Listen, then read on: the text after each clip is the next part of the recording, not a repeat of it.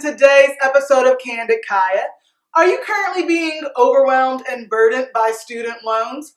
Well, have no fear. Brianna is here and she's going to tell us how she paid off $40,000 in student loans in 2 years. Stay tuned. So hello, Brianna. Hey, how are you? I'm doing well, thank you. Tell everyone just a little bit about yourself. Okay, so my name is Brianna Harrington, and I'm originally from Augusta, Georgia. I went to school here in Atlanta, where I currently reside. I went to Spelman College and graduated from there with a mathematics degree, and then I went to Georgia Tech and got a degree in mechanical engineering. And all my background experience has helped me land an opportunity as a quality manager at a paper mill. And outside of my 9 to 5, I have a company that I started with my husband, and we're launching pretty soon. So Brianna, let's start with just telling everyone a little bit more about what student loans are. Okay, so you have private student loans and you have government student loans. All of mine were government student loans, and they required you to pay back over a period of 10 years. Okay. And with that, you accrue interest throughout that entire time period, depending on the type of loan that you have. So there are subsidized loans and unsubsidized loans. For the subsidized loans, the government pays the interest for you while you're in school. But for the unsubsidized loans, you're responsible for that student loan interest from day one. Okay, and interest rates start at what, you think? My highest interest rate was at 6.8%. The lowest, I believe, was 4.5%. And they both are high. You know why? Because they're interest. All right. So you mentioned a little bit about the loans you took out when you were in college. Right. So just tell us a little bit more about how you funded college. Ooh, okay. How I funded college. So I was in that really weird situation where the government said, oh, your family contribution for this year is X amount of dollars. Mm-hmm. And you look at that number after you apply for your financial aid through FAFSA, and it's just not realistic as to what you could comfortably contribute for a school each year. Right. And so what I did was not get discouraged, and I applied to scholarships all the time. So starting with my senior year in high school, I would go online and research and see what funding was available for not only my major, but being a minority as well. And I would say all of that work definitely paid off. I was able to earn over $80,000 in scholarships.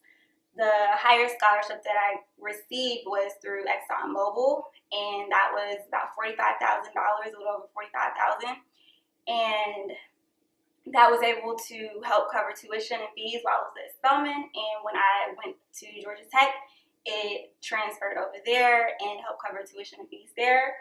And at Tech, I got another scholarship through their RISE program, and that helped cover and supplement what ExxonMobil did not cover. Okay, so you had a mix of scholarships and this big $40,000 loan. Perfect. All right. So I'm you. I just recently graduated from Georgia Tech. And how soon after I've graduated and began to live life do I have to start making payments? 6 months. Okay. 6 months after graduation, you are expected to pay your first payment. All right. So, and that could be estimate from what range? Just depends on how much you borrowed and what sort of payment plan that you signed up for. Okay. Good to know. All right. And I've heard that there's a way to defer loans. What are the requirements of that? And do you suggest that someone does that? So typically when someone gets a loan deferred, it's some sort of financial hardship, and that's determined by the loan service provider. And I definitely wouldn't recommend that because depending on the type of loan that you took out, whether it was subsidized or unsubsidized, you could be paying interest back during that time that the loan is deferred. And so now you not only have the loan amount that you actually took out, now you're adding all this interest that you're responsible to pay back as well. But if you have some sort of business venture where you can make a lot of money really quickly and pay for the amount of loan that you currently have, as well as the interest that you would accrue for deferring that particular loan, and put money in your pocket, I say go for it. But other than that, I wouldn't do it. All right, Brianna, so now let's get to the good stuff. Tell us, how did you successfully plan a budget so that you were able to pay off your student loans? Well, I started off with pen and paper because I'm old school and I like to see things in writing. And I looked at my needs and my wants, and there were things that you consider that you absolutely need to live by. So your mortgage, or your rent, your water bill, your electricity bill, those are things that you need, and your minimum student loan payments. But then there's also some things that you may want but don't necessarily need to survive. So things like cable, internet, shopping, eating out, those aren't necessarily things that you need on a day-to-day basis, but those might be some wants that you want to keep in your budget on a month-to-month basis. So you mean to tell me internet and cable ain't a need? Oh, okay. Yeah, she's right. Continue. Okay, so once you know what your needs and wants are, to backtrack, I would say, once you know what your needs are, that allows you to figure out how much money you have to budget for your wants. Right. And whatever wants that you decide that are absolutely a priority for you to have, maybe it's internet. I know it's internet for me because I have the password to my dad's Netflix account, and I definitely need internet to access that because we don't have cable.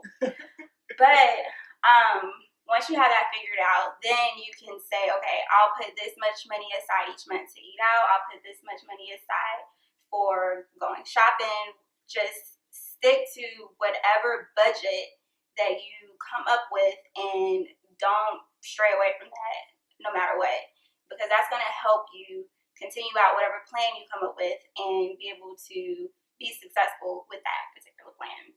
All right, so you're getting a check every 2 weeks, right? So how did you invest your money at work? Were you still doing 401ks? Were you not doing anything extra and solely focusing on getting as much money as you could to bring home? What were you doing differently with your paychecks? Okay, so, well, actually now I get paid bi-weekly, but at that time I was getting paid monthly. So you really have to learn how to budget when you're getting paid once a month. And during that time, I had to have a year in with the company before I could actually invest in a 401k. But what I did is I opened up a Roth account outside of my job, and I opened an account with my bank. And what I was able to do is allocate a certain amount of my need money to go into my Roth account on a monthly basis. And once I had a year in with the company, I was able to open up a 401k account with them, and I added as much money as they would match to that particular account. Okay, got it. All right, so good to know. So tell us a little bit about how soon you were paying tons and tons of money to reduce the debt. So once I graduated and started working 3 months later, I got myself situated in my apartment, and once I set my budget, I realized, okay, this is how much money I have left over after I've taken care of all of my needs and my wants. And I said, okay, hey, with this amount of money, out of this, I want to put X amount of dollars towards my student loans.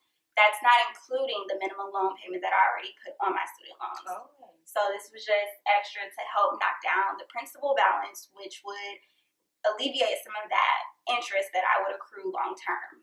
Okay, so that makes perfect sense. So basically what you're saying is you had an amount of money you were going to allocate towards your student loans, and what you utilized to make additional payments was that wants money, that wants field. Right. So you weren't going shopping, spending $500, you were adding that to your student loans. Right. Oh. And one reason why I didn't go shopping is because working in a manufacturing facility, I'm in steel-toe boots and jeans all day. So that just was a plus. Cute. So that just was a plus. Okay, good to know. All right. So tell us a little bit about, once you started making those payments, clearly you said 3 months, so you didn't wait for the whole 6 months, and I take it you didn't defer any payments. Once you started making those payments, how much money do you think you were allocating a month?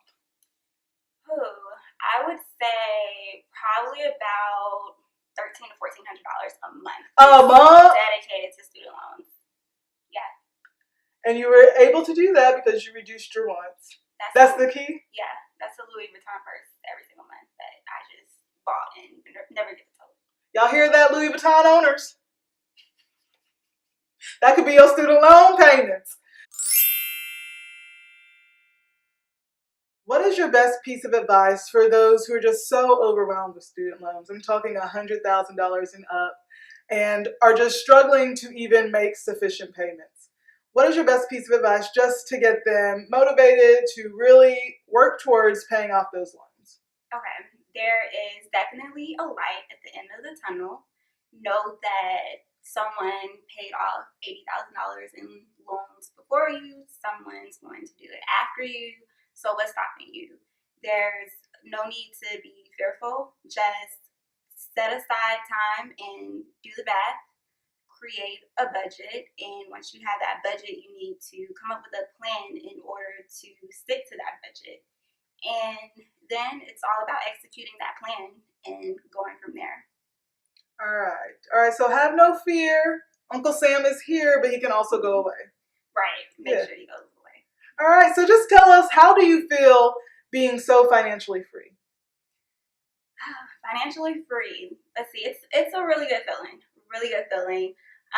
Once my mortgage is paid off, I feel even better. But student loan debt, that's a step in the right direction, and it definitely allows us to have a little bit more freedom to do some of the things that we would have liked to do before, but didn't necessarily want to move money away from our priorities in order to do them. Right.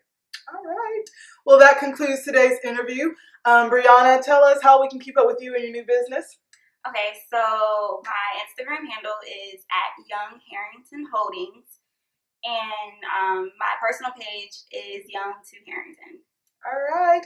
Thank you, everyone, for tuning in. You can also catch Brianna's blog. I'll leave the link below on how she was able to reduce her debt in more detail. We hope you all enjoyed today's interview. If you have any more questions or comments, please leave them below and we'll make sure that they get answered. All right, we will see you all next time.